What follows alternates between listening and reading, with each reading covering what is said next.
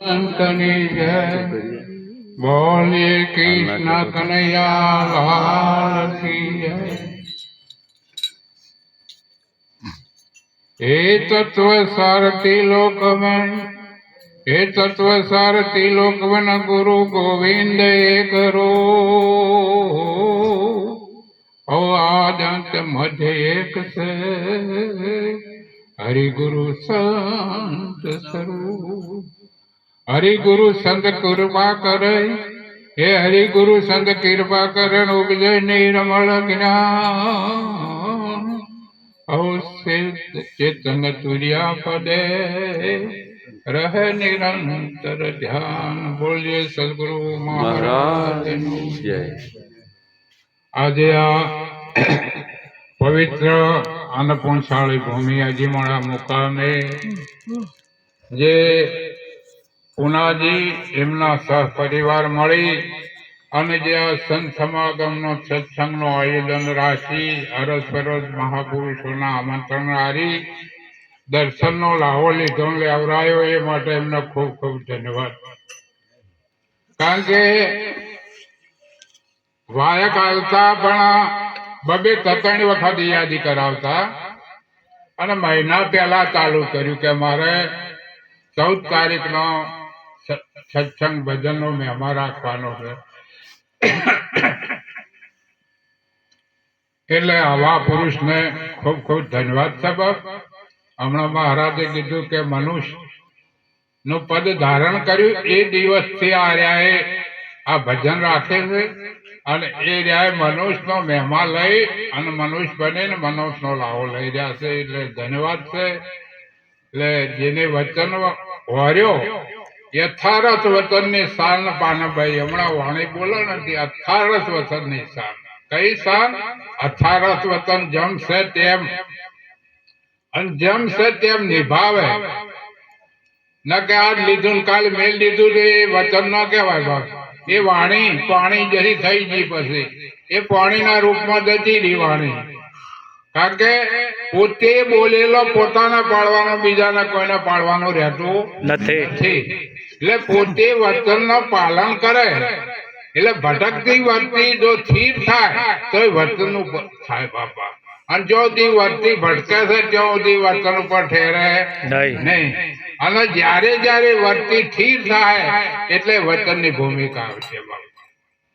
એટલે મહાપુરુષે વચન ઉપર બહુ ભાર મળ્યો। હમણાં આગળ વાણી બોલાણી હતી ગંગા સતીની કે વચન વિવેકી નર નારી પાનભાઈ જેને પાર લાગે બાપા।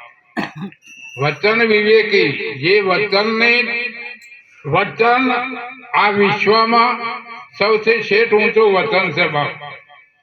કારણ કે પ્રાણ જાય પણ વચન ના જાય। રઘુકુળ ની રીત છે આદિ આદિ ચલી आई रघुकुल की રીત પ્રાણ જાય પણ વચન ન જાય। આ વચન નો મહેમા છે અને આ મહેમાનો છે આ વચન નો સબબ। અને જે વચને વર્યા વિશ્વથી નારાય હમણાં મહારાજ બોલ્યા હતા વચને વર્યા વિશ્વથી નારાય પૂજા થઈને દેવો રામકૃષ્ણ ઝળકે જગતમાં પુરાણે દાખલો લેવો જો પુરાણે તમે જોવો તો જોઈ જવો બાપ। જે વર્યા વચને વર્યા છે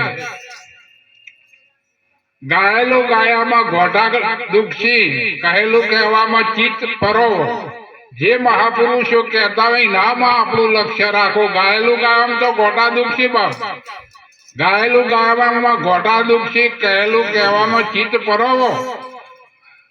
માન વાણી બાદ કરતા શેષ વધે ને સેવો બાપ। જે શેષ વધે ને સેવો આ પેલું બે બાદ કરી દો ને જે શેષ વધે ને સેવું આ દેહમાં વચન છે એક દેવો। આ વચન ચો પડ્યો છે બાપ?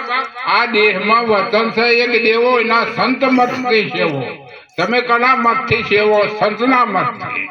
આપ મતથી સેવા દો તો મેળાવશે નહીં પણ જે સંતે કીધું એના પર રહી અને સંતમાં સેવો બાપ। હમણાં મહારાજે કીધું કે મોબાઈલમાં સેવ કરો એટલે સેવ કરો એટલે સેવ એટલે વચન સેવો। હવે ગુરુ મહારાજ ની સેવા કરવી તો કેવી જ કરો બાપ। ગુરુ રહેતા મુંબઈ તમે સૌ હોય હવે મેળા આવે એવું ને ગુરુ ની સેવા કરવી છે તો તમે વચન જ સેવો કરો બાપ। અને વચન હદમ યાદીમાં રહે એટલે ગુરુની સેવા જ છે બાપ। કાક પગ ધોઈને પીવા અને આ પૂજા કરવી ભેટ પૂજા કરવી એ નથી. એ બરોબર છે વ્યવહાર રીતે જે વિવેક છે એ બરોબર છે, પણ ગુરુના વચનના સેવન કરો બાપ. અને જ્યાં સુધી ગુરુના વચનના સેવન નહીં ઠેરો ત્યાં સુધી મેળાવે એવું નથી બાપ. એટલે આજે આ પુનાજીએ વચનો હરી અને વચનને સેવ કરી અરસ પરસ જે સંતોને આમંત્રિત કરી અરસ પરસ લાહો લીધો પોતે લેવરાયો એ માટે એમને ખૂબ ધન્યવાદ. મહાપુરુષે વાણીમાં ગળમાં ઘણું આપણાને આનંદ કરી. કના માટે? કેવળ મનુષ્ય માટે. કને સમજાવવાનું? મનુષ્યને સમજાવવાનું, બીજા કોઈને સમજાવવાનું. આ સત્સંગ એ માટે અને વાણીઓ પણ એ માટે આટલી બધી રચના કરી એ માટે. શાસ્ત્રો વેદો પુરાણો બધો રચ્યા, બધા કેવળ મનુષ્ય બનાવે કે મનુષ્ય બન, તું મનુષ્ય બન, મનુષ્ય બન, મનુષ્ય બન. અને મનુષ્ય બની આવ્યો છે એ કાર્ય કરતું. ઘરમાં વાસમાં ભક્તિ કબૂલી બહાર આવ્યો ને જો ભૂલી મોથે 84 નું ઋણ ચડ્યું અને દેવામાં જો ડૂલી. માથે પછી મારું તારું બધું વળગ્યું બાપ, અનેક પ્રકારનું વળગ્યું. આ જો છૂટું કરવું હોય તો સંતોના સાનિધ્યમાં જાય તો મેળાવે એવો છે. અમને વૈદ મળ્યા ગુરુદેવ, છોડી આપી જ્ઞાન. મને વૈદ મળ્યા ગુરુદેવ, છોડીને આપી જ્ઞાન. અમને વૈદ મળ્યા ગુરુદેવ, છોડીને આપી જ્ઞાન. મને વૈદ મળ્યા ગુરુદેવ, છોડીને આપી જ્ઞાન. જય હો.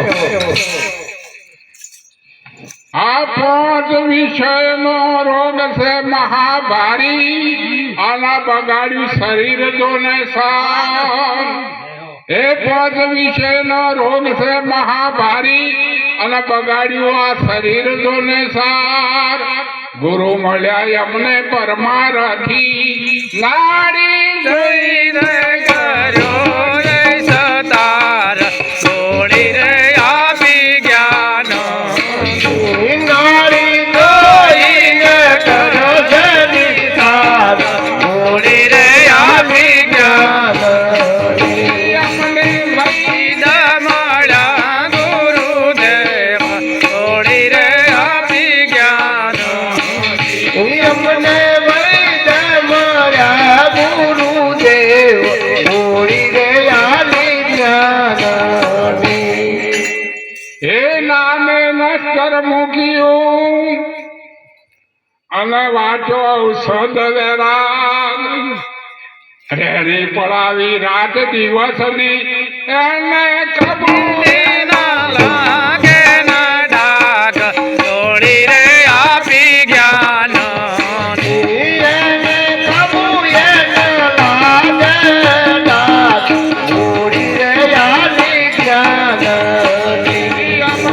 વૈદ મળ્યા ગુરુદેવ, છોડીને આપી જ્ઞાન.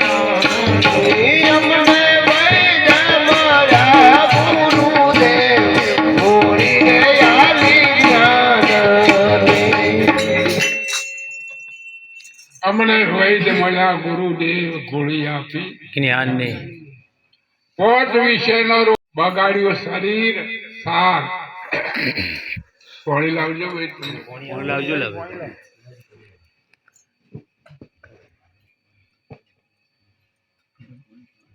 5 વિષયનો રોગ મહાભારી બગાડ્યું શરીર સાર. ગુરુ મળ્યા અમને પરમારથી, નાડી જોઈને કર્યો નિસ્તાર. ગોળી રે આપી જ્ઞાનને. એટલે 5 વિષય એટલા બધા લાગુ પડેલા છે બાપા. બહુ ઠંડુ છે, બહુ ઠંડુ જ ન મળે, ગરમ લાગુ પડે. શરદી ચાલુ.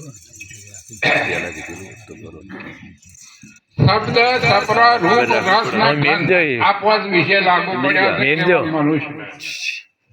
બીજાને એક લાગુ પડ્યો છે. શબ્દ વિશે લાગુ પડ્યો હરણ ને. જો પેલો નાદ થાય એટલે હરણ દોડે અને પાહલો મોઢો પકડી જાય, એ હરણ ને લાગુ પડ્યો. શબ્દ સપરા હાથી ને લાગુ પડ્યો. ઊંચી ખોડ ગાળી અને પાણી ભરે. બોલીએ સદગુરુ મહારાજની જય. આપણે અવાજ પકડો તો નહીં મેળાવો. બોલો સદગુરુ મહારાજ.